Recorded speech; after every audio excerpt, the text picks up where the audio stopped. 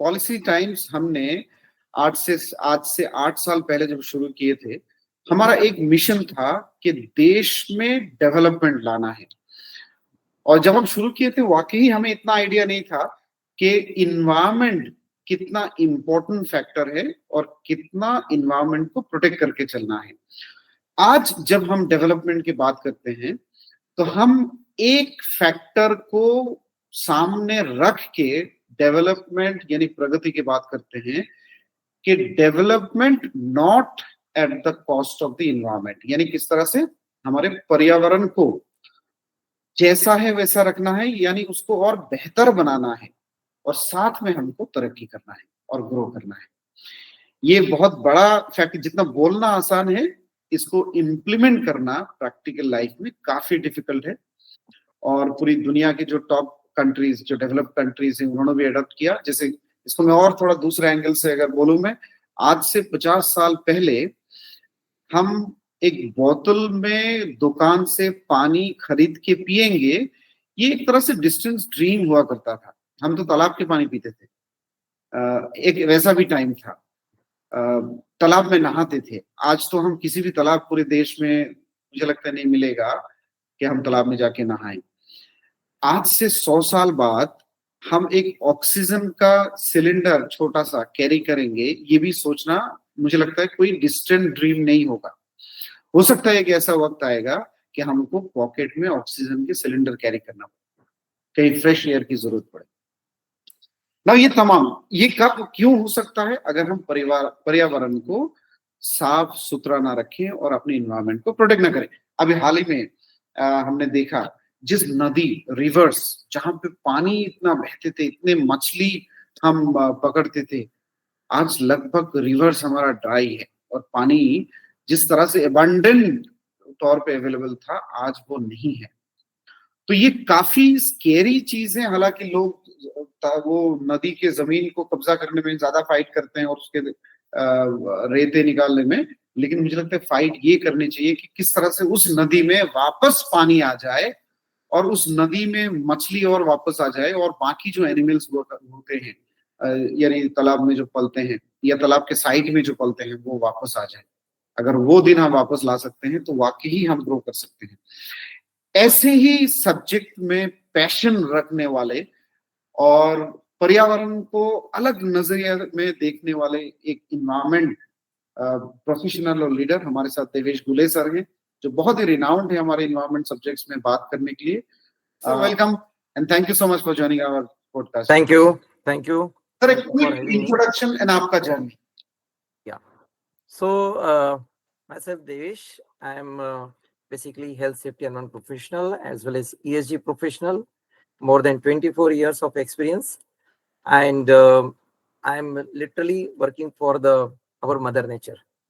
So I passed out from NIT and MTech from IIT Dhanbad in environmental science and engineering, ESG certified leader from IIC and many more.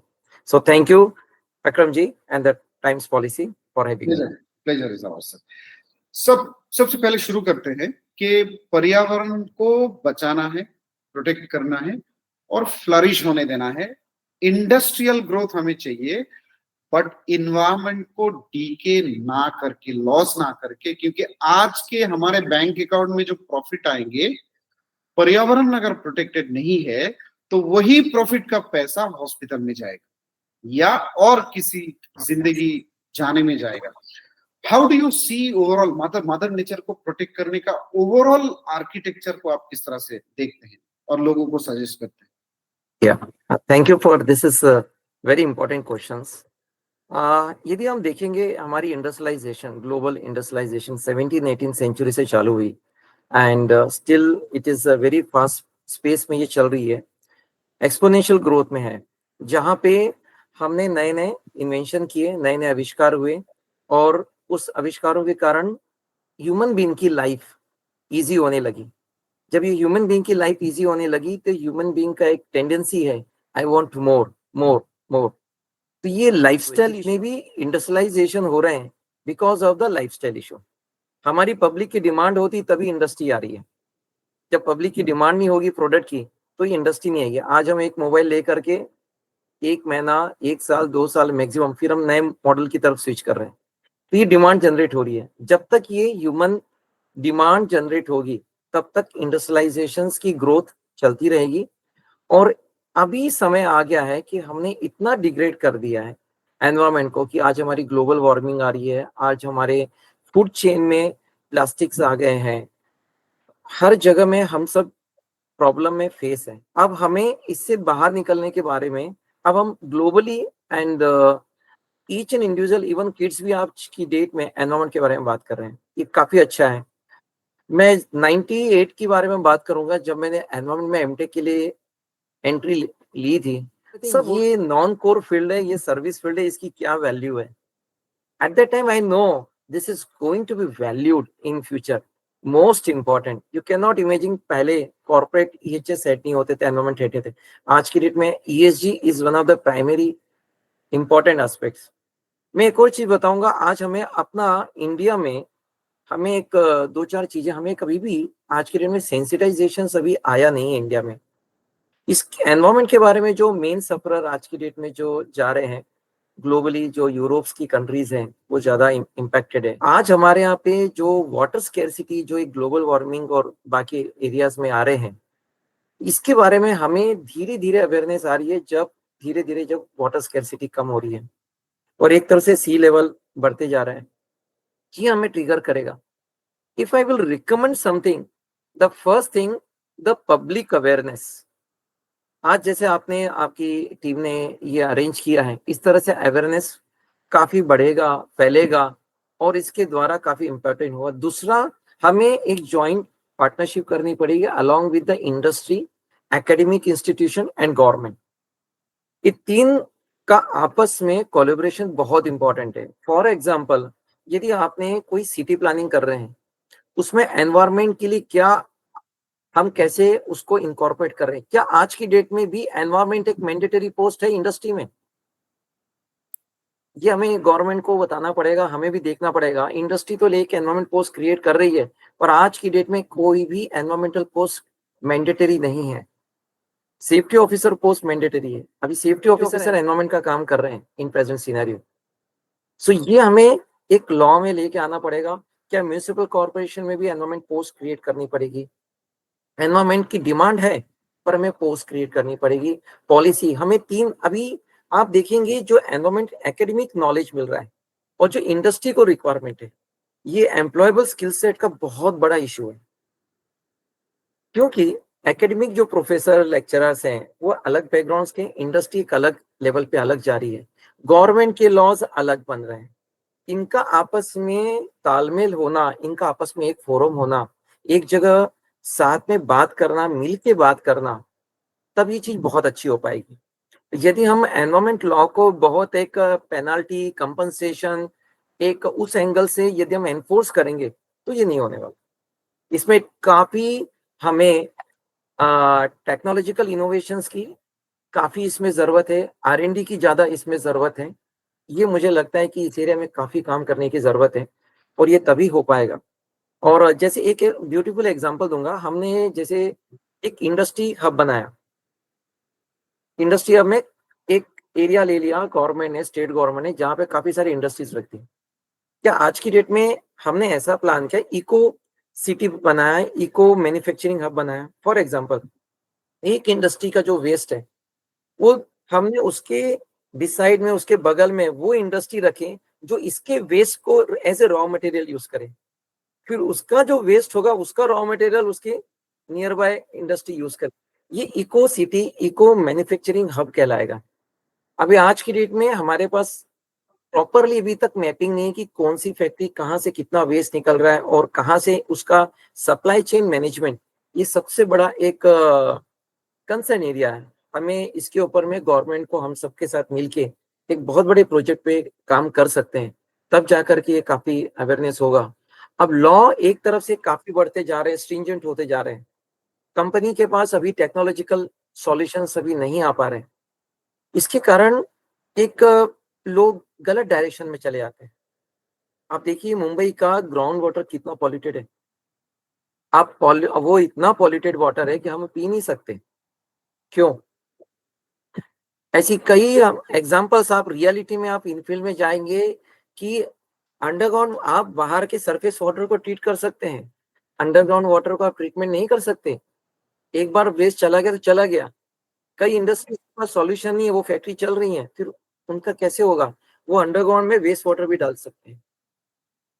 ये हमें reality देखनी पड़ेगी। क्या environment pollution board officers क्या technologically equipped हैं? क्या उनके पास उतने रिसोर्सेज हैं जितना हम कॉन्शियस की बात कर रहे हैं? आज हम खुद ट्राई कर रहे हैं कई सारे अवेयरनेस कैंपेन्स के लिए, ये स्टिल स्ट्रगल एनजीओ के थ्रू ये सब करने के लिए। सो एक काफी एक रियलिटी में एक काफी मिल के काम करने की जरूरत है, रियल प्रैक्टिकल सॉल्यूशन पे, जिसमें गवर्नमेंट एकेडमिक हम सबको एक जगह आना पड़ेगा। R&D जो हमें काफी लैब एस्टेब्लिश करने पड़ेंगे। ऐसा भी नहीं होना चाहिए कि आपने एनवायरमेंट लॉ में एनवायरमेंटल ऑडिटर दे दिया है, क्या वो एनवायरमेंटल ऑडिटर्स क्या मेक चेकर में फ्री करना पड़ेगा? यदि मैं ही खुद एक एनवायरमेंटल ऑडिटर को डिप्लॉय कर रहा हूँ तो मेरी मेकर चेकर डिफरेंस कहाँ रहा? तो these are the very important fundamental questions are there. हमें प्रोसेस पे काफी काम करना पड़ेगा। या थैंक यू। आते हैं अभी आपके इंडस्ट्री में sir, building material manufacturing. Sure. थोड़ा सा मैं जानना चाहूंगा आपसे, आपके जैसे एक category, I think red category या काफी इन्वायरमेंटली सेंसिटिव इंडस्ट्री है, आपके लिए मेजर चैलेंजेस क्या है और किस तरह से उस चैलेंजेस को आप फाइट करने की कोशिश करते हैं? If you see the asbestos industry, I'm not talking about the my companies and other thing. I will talk about the particular industry specific things. So जो भी एस्बेस्टस इंडस्ट्रीज है, आप ये 90 ईयर्स से चल रही है, ब्रिटिशर्स के जमाने से चल रही है। सो जब ब्रिटिशर्स यहाँ पे आए 1934, क्योंकि उन्होंने एक तो फर्स्ट प्लांट इन्होंने एक कैमोर मध्य प्रदेश में वहां पे लगाया था। उन्होंने देखा ये अपॉर्चुनिटी यहाँ पे 90% हमारे विलेजेस हैं, पॉपुलेशन हैं, उनके पास रूफ जो थी कन्वेंशनल मेथड से, मैं इन्हें एक एस्बेस्टस मॉडल देके आता हूँ। तो एस्बेस्टस से शीट बनाना चालू किया उन्होंने।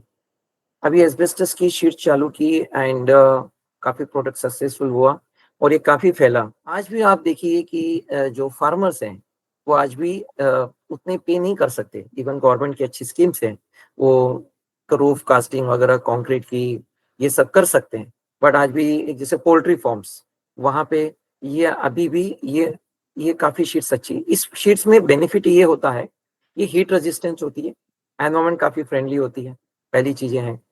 और दूसरी चीज ये लॉन्ग टर्म लेवल पे रहती है, ये 30-40 ईयर्स का मिनिमम इसका लाइफ स्पेन है। कॉन्सिक्वेंसेस भी हैं लोगों में, एस्बेस्टस में काफी थोड़े से मीथ है, मैं थोड़ा सा बताना चाहूंगा। एस्बेस्टस 6 टाइप्स के हैं internationally as per the ILO। Blue asbestos जो है फाइबर वो बैंड है। इंडिया में मैक्सिमम हमारे यहाँ पे व्हाइट एस्बेस्टस जो क्रिस्टलाइज एस्बेस्टस कहलाते हैं वो यूज होता है। वो जनरली हम विदेशों से हम मंगाते हैं। इन एस्बेस्टस में जब ये फाइबर फॉर्म में होते हैं, ड्राई फॉर्म में होते हैं, तो ये कार्सियोजेनिक है, ये काफी। और आज की डेट में हमारे इंडिया में गवर्नमेंट के लॉज काफी अच्छे हैं और इंडस्ट्री प्रैक्टिसेस काफी अच्छी हो गई है कि ये बैग में आते हैं, फुल पैक बैग में आते हैं, HDP शीट कंप्लीटली वो कवर होती है और उनको ओपनिंग भी मैनुअली नहीं होते हैं, वो डायरेक्टली बैग पूरा मशीन में जाते हैं, वहीं पे उसकी इनसाइड कटिंग होती है, वहीं पे कटिंग करके वो डायरेक्ट मिक्सचर में जाते हैं, वाटर में मिक्स होते हैं, सीमेंट में मिक्स होते हैं, फिर ये एस्बेस्टस ड्राई एस्बेस्टस नहीं रह पाते। तो ये काफी अच्छा कंट्रोल है इंडिया में। फिर भी हमें इसमें टेक्नोलॉजिकल इंप्रूवमेंट की काफी जरूरत रहती है, मेंटेनेंस के दौरान थोड़े से चैलेंजेस रहते हैं, बट ये इंडिया में काफी इंडस्ट्रीज बहुत अच्छा कर रही है। इसमें जब एस्बेस्टस प्रोडक्ट बन जाते हैं, ये रूफिंग शीट्स, इसमें फिर फाइबर्स जो रहते हैं वो नहीं रहती, इनकी प्रॉपर्टीज चेंज हो जाती है क्योंकि इनका केमिकल कंपोजिशन पूरा चेंज हो गया है। ये उतने हार्मफुल नहीं है, जो स्टडीज बताती हैं ये हार्मफुल नहीं है। मैं स्टडीज के बेस पे बात कर रहा हूँ, इसमें मेरी कोई स्टडी नहीं है, जो हमने लिटरेचर से देखा है उसके बेस पे। इसमें मेडिकल, इसमें अभी तक कोई ऐसे एस्बेस्टोसिस अदर केसेस देखने को नहीं मिले कि इन एस्बेस्टस डस्ट के कारण कोई ऐसे केसेस हुए, बट हाँ हमें इसके ऊपर केयरफुल करना चाहिए। और डेट में सारी कंपनीज अभी नॉन एस्बेस्टस रूफिंग शीट की तरफ जा रही है and that is the one progress and hope so very soon I think couple of years में सारी कंपनी शिफ्ट हो जाए। अभी इसमें लॉ बने नहीं है, तो वंस जब लॉ बन जाएंगे तो ये मैंडेटरी हो जाएगा, सब लोग शिफ्ट हो ही जाएंगे इसमें।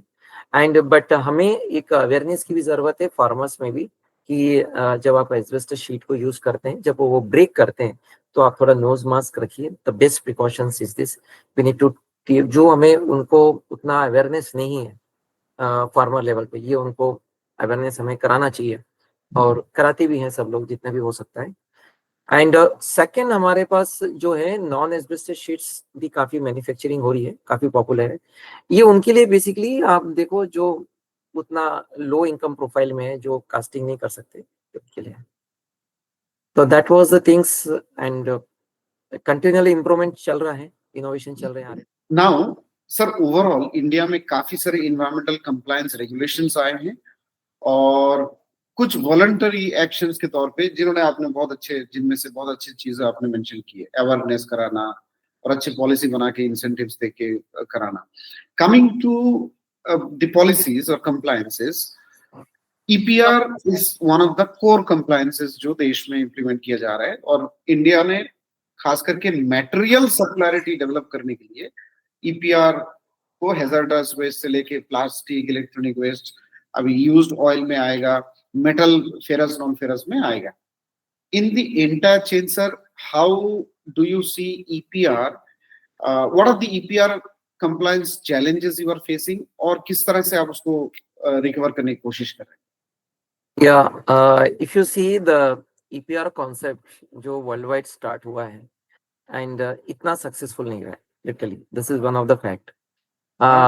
फर्स्ट फ्रांस में स्टार्ट हुआ था, एंड इंडिया में I am very thankful to the present government, जो इन्होंने एक बोल्ड स्टेप लिया है, and I will say the bold step. And जब 2-3 years बैक ये स्टार्ट हुआ था, तो किसी ने इतना सीरियस नहीं लिया, क्योंकि अभी इसके बारे में पता ही नहीं था, अवेयरनेस नहीं थी। एज आई सेड, एक काफी गैप है government policy maker and things में। They try their end to communicate the many things, but there is always be a, to reaching to the shop floor people, it's always be challenge for them still. They have not come out with some solutions. So उसमें सबसे था पहले portal technology, because they are also first time launching, तो ये portals के issues काफी थे, and government has change a lot, and इतने अच्छे अमेंडमेंट्स किए, इतने फास्ट डायनेमिक अमेंडमेंट्स थे। तो एक पहला चैलेंज यदि आप देखें कि लोगों में अवेयरनेस, और जो पॉलिसी मेकर में डिफरेंट पोर्टल्स के रूप में जो इनके ट्यूटोरियल्स हैं, वो अभी थोड़े से आएंगे तो काफी अच्छा रहेगा लोगों को कंप्लाइंसेस करने में, एक वो एक इम्पॉर्टेंट है। एंड सेकंड पार्ट है कि अभी पोर्टल काफी कुछ स्टेबलाइज हो गया है। अभी आप देखेंगे कि डे बाय डे डायनेमिक इतने उसमें चेंजेस आते हैं, क्योंकि they are also learning, government is also learning कि अभी इसमें क्यूआर कोड सिस्टम आ रहा है, काफी सारी चीजें आ रही, क्योंकि आप एक दिन में एडवांस सिस्टम नहीं कर सकते, you need to learning curve रहते हैं। एंड इम्पॉर्टेंट पार्ट आप ये आप देखेंगे कि एक इसमें कोलेबोरेशन है, एक प्रोड्यूसर का, ब्रांड ओनर का, इंपोर्टर का। आप इतना अच्छा ब्यूटीफुल इन्होंने कॉम्बिनेशन किया। पहले ऐसा था कि सिर्फ प्रोड्यूसर, मैंने मैन्युफैक्चरिंग कर दिया वेस्ट का, हैजार्डस वेस्ट का मैं हैंड वॉश नहीं कर सकता। अब मेरी जवाबदारी उसको हैंडल करना है, उसको ट्रैक करना है, और उसको डिस्पोज भी करना है environmentally. That is the things, is the very beautiful EPR concept is this.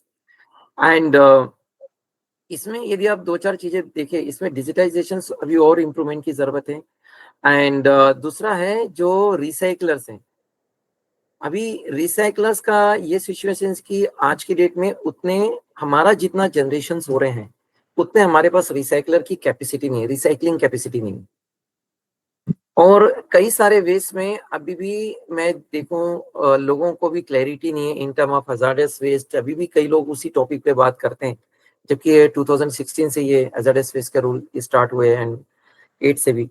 सो अभी वो अवेयरनेस के लिए, और उसका डिस्पोजल भी इन टर्म ऑफ प्रॉपर अथॉराइजेशन, वो कि वो स्टेट के लेवल पे आ जाता है।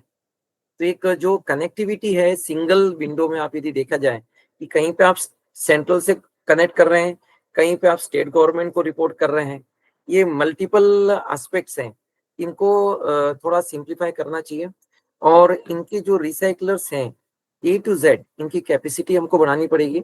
जहां पे इंडस्ट्री है वहां के आसपास, अभी आपने सपोज फॉर एग्जांपल कहीं पे हैजार्डस वेस्ट का जनरेशन 2 टन का है, रिसाइकलर करे बोलेगा मैं 2 टन के लिए आपके साइट में 15-20 किलोमीटर लेके क्यों आऊं, मुझे तो लॉस हो जाएगा, राइट। नहीं आना।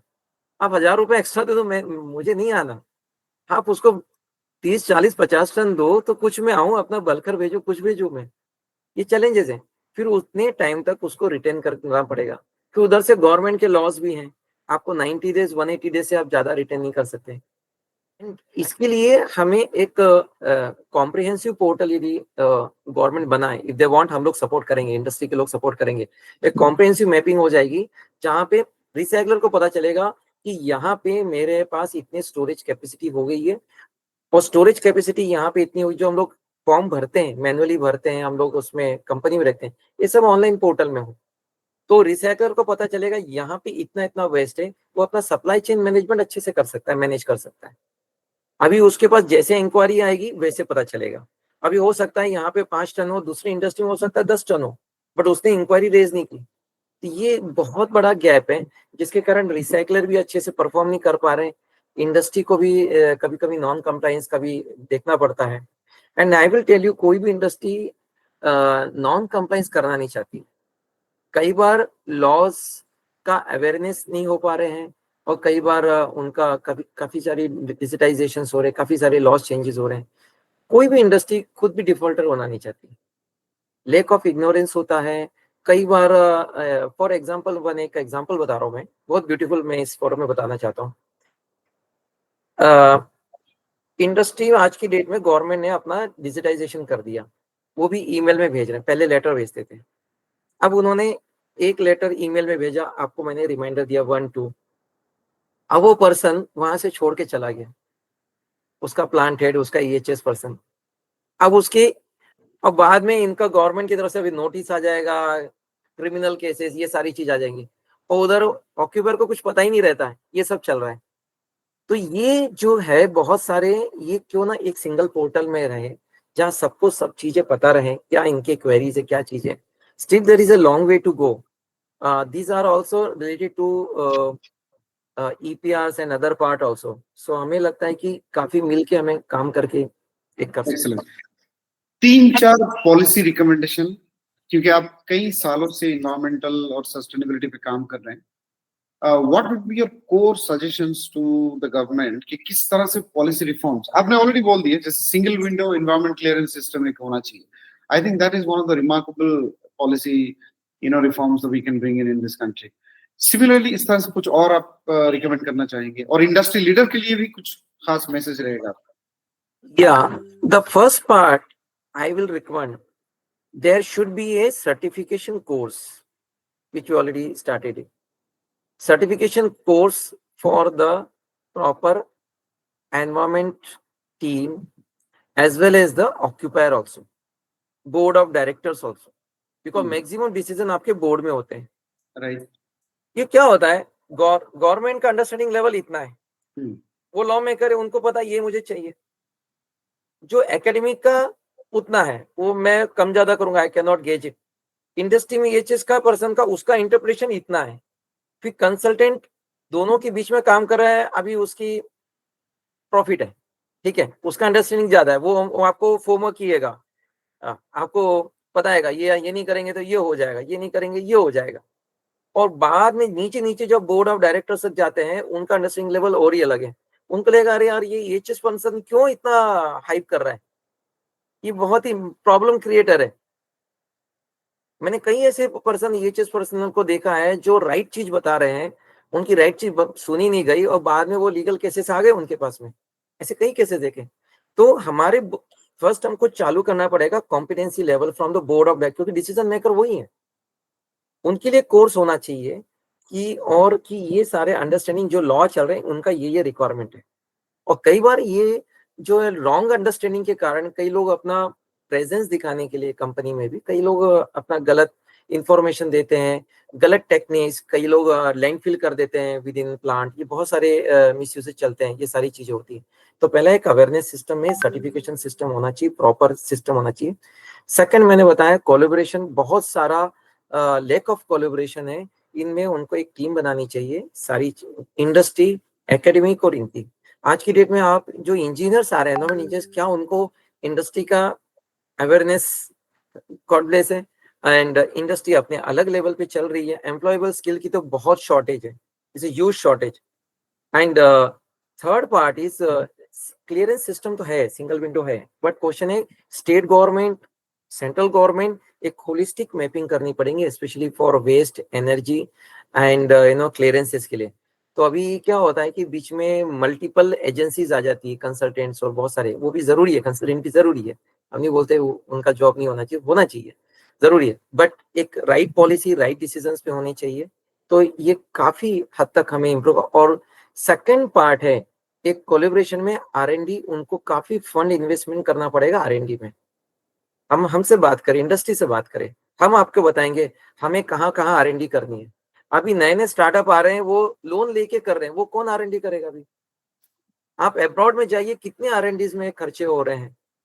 अभी मुझे यदि कुछ खुद को यदि कुछ R&D करनी होगी, मैं इतना फंड लेके कितना कहाँ से करेंगे? कंपनी कर रही है, कंपनी अपने लेवल पे कर रही है, कॉस्ट इकोनॉमी पे, there is a huge opportunity for R&D, I think, and this team has to, and next part, last part is this, government body को भी ट्रेनिंग की जरूरत है, इंडस्ट्रियल ट्रेनिंग की जरूरत है। अभी उन्हें तो पता नहीं ना इस इंडस्ट्री में क्या क्या मैन्युफैक्चर में क्या क्या इंग्रेडिएंट है, उसके लिए क्या टेक्नोलॉजी है। वहां भी इंडस्ट्री एक्सपर्ट लोगों की भी एंट्रेंस होनी चाहिए। आपने IIS से रिक्रूटमेंट करके आपने सब कर लिया है, बट इंडस्ट्री एक्सपर्ट का भी गवर्नमेंट बॉडी में जो डिसीजन मेकर है उनका भी इन्वॉल्वमेंट जरूरी है, so that right decision right चीजें वहां पे, उनको भी पता होना चाहिए कौन कौन सा आप रॉ मटेरियल यूज कर रहे हैं, कौन सा वेस्ट जनरेट हो रहा है, और कौन सी बेस्ट, आपको जस्ट बताएंगे, हमने ई लाइब्रेरी बनानी चालू की है, सारी बेस्ट प्रैक्टिस है, तो वो भी शेयर करे सबको। एनर्जी कैसे कम कर सकते, कई सारी इंडस्ट्री में पता ही नहीं है, हम कॉन्फ्रेंस में जाते हैं, उनके बेस्ट प्रैक्टिसेस बताते हैं। तो ये कोलेबोरेशन एक होगा, तो जहां पे लोगों को पता चले, अच्छा एक कंपनी में बेस्ट प्रैक्टिस है, why not adopt it in other company. तो ये अभी भी साइलोज में वर्क हो रहा है, तो उसका वर्क जब एक कोलेबोरेशन होगा तो I think it will be very very fantastic. अभी गवर्नमेंट भी काफी एनर्जेटिक है, काफी इंटरेस्टेड है, एंड पब्लिक भी यूथ अच्छा, I think this is the right time to do the right approach, but everyone need to be collaborate, and they need the right people. Thank you, Devesh sir, for your wonderful, thought-provoking, ideas and sessions. हम बात कर रहे थे देवेश गुले sir से, जो काफी साल से इन्वायरमेंट और मदर नेचर के लिए काम कर रहे हैं। देखते रहिए पॉलिसी टाइम्स, हम ऐसे ही बहुत सारे सब्जेक्ट को लेके हम आपके साथ आपके सामने आएंगे और इम्पोर्टेंट ऐसे इश्यूज को डिस्कस करेंगे जो हमारे प्रगति डेवलपमेंट के लिए इम्पोर्टेंट है, पर्यावरण नेचर के लिए इम्पोर्टेंट है, और ह्यूमन बीइंग, क्योंकि हम ऐसा एक एलिमेंट है इंसान जो अलग अलग क्लाइमेट में हम सरवाइव करते हैं, अडॉप्ट करते हैं और जीते हैं। तो किस तरह से हम बेहतर तरीके से जिए और एक अच्छे समाज बन के जिए। आप देख रहे थे पॉलिसी टाइम्स। थैंक यू, नमस्कार।